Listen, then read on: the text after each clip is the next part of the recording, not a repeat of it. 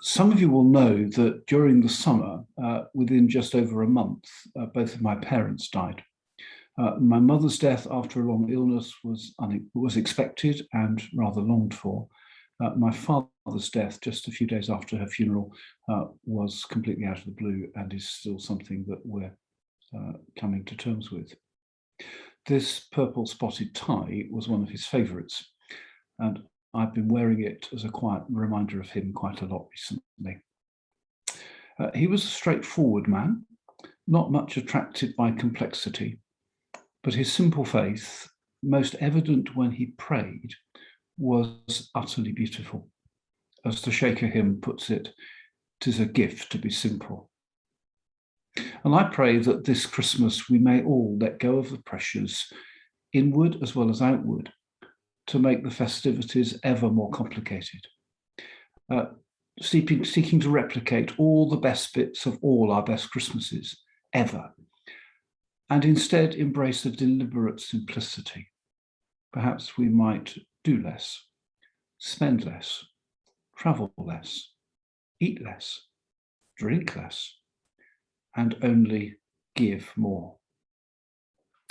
When I was growing up, the then Dean of Bristol was always being criticised for being a commie or communist sympathiser. He was nothing of the sort. He was a follower of Jesus who took seriously Jesus' words to share what you have. He was also about 30 years ahead of his time with regard to recycling and issues about the climate. Dean Horace founded a movement called Lifestyle, and his great motto was "Live simply, that others may simply live." Live simply, that others may simply live.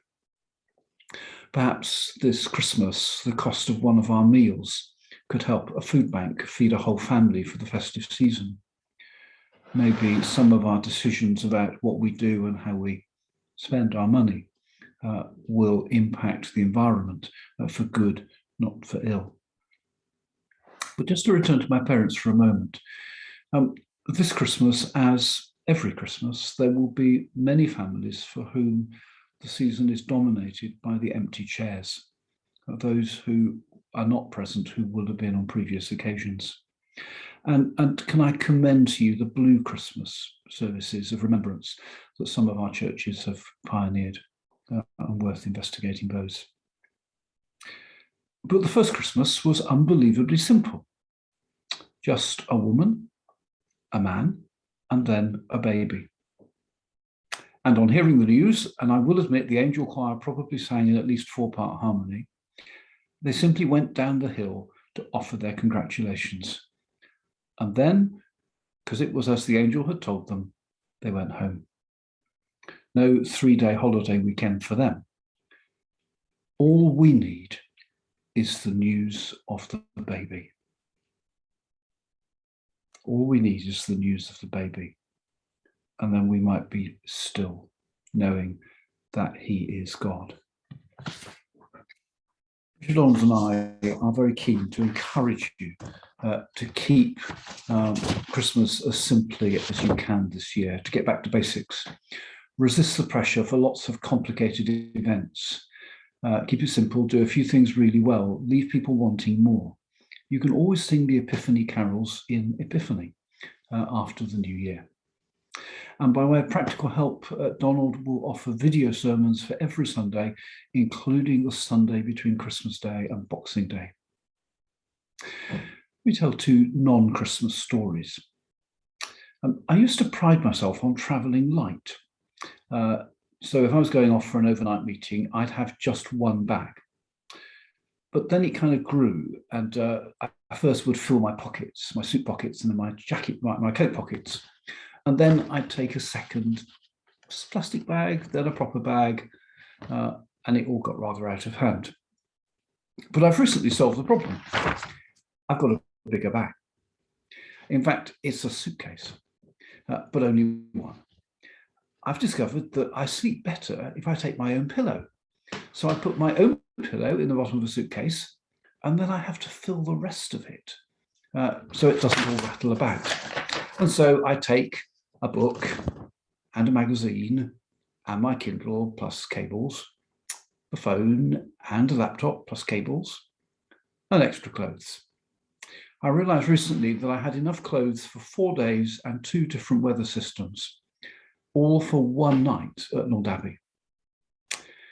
It's so easy to let things get what I call clutterful. In Christmas terms, of course, we must have brandy cream and brandy butter, sausages and pigs in blankets, roast and boiled potatoes. We absolutely have to have a carol service, a Christingle, a crib service, and a midnight communion. Actually, we don't. Can I encourage you to do one, or at most 2 of those really well, and spread things out over the Advent season into Epiphany, after all the Magi didn't arrive the same day as the shepherds. And then the second story, 25 years ago, our house was flooded at Easter, on the night of Maundy Thursday, to be precise. I'd been washing feet in church, and then on my way home, I had to wade to my own front door, and I could see the water rising, and it wasn't going to be long before it was in the house. On the morning of Good Friday, we paddled in the lounge, and if the children had been a bit older, they could have probably swum in the utility room. We rescued most of our stuff from the ground floor up into the upstairs, but my computer with all its cables was unusable. I couldn't write a proper Easter sermon. Come Easter Day, everyone knew what had happened. They understood, but I felt absolutely rotten standing in the pulpit. And I just spoke without notes of what Easter meant to me. And I know people were being kind, but many, even years later, said they remembered that sermon far more than all the polished, clever ones. It's a gift to be simple. Live simply that others may simply live. Be still and know that He is God.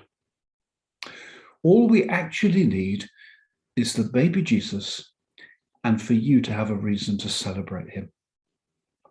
And then, my friends, I believe you can have yourselves a very simple Christmas.